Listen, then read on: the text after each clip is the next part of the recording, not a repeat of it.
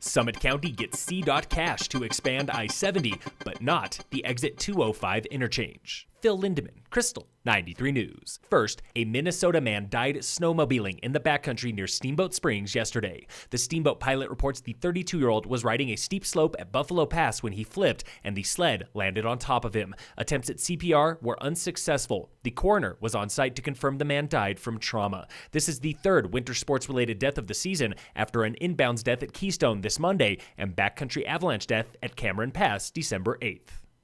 Exit 201 at Frisco was closed for about 50 minutes this afternoon around 12:30 when Colorado State Patrol and local police dealt with a stolen truck. State Patrol confirms that truck was stolen in Indiana. The driver was arrested on felony charges. The driver has not been identified.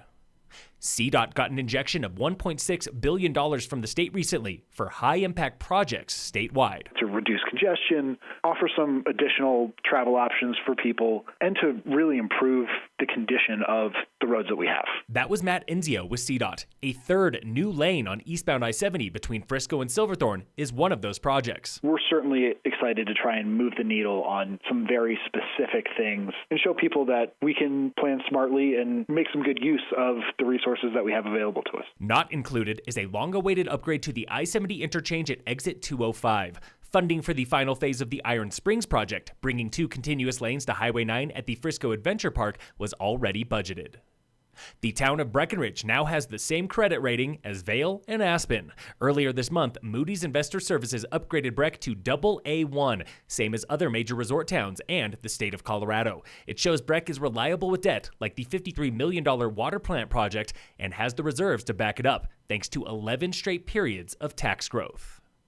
Vail Resorts spent $2.4 million company-wide last year on energy-efficient snowmaking and lighting, part of a lofty goal to have zero net emissions by 2030, and that is just the start. The third part of our goals actually is minimizing the impact and netting out to zero impact on our forests and habitat. That was Brad Stewart, the company's local manager for environmental compliance and sustainability. He explains the zero-impact approach for chairlifts, like a newly approved lift on Peak 7 at Breck. With those lift lines, there's going to be some trees cut, and again, that kind of goes into that disturbance acreage that will be replaced once it's aggregated with other company projects. Does Stewart believe zero net impact in 11 years is possible for a company worth billions of dollars with dozens of properties? If you're not setting big goals, then you're not going to get where you want to go. At Arapahoe Basin, the goal is even more aggressive, zero net impact by 2025. Copper and parent company Powder Corp are committed to reducing carbon footprint by 50% in the next decade.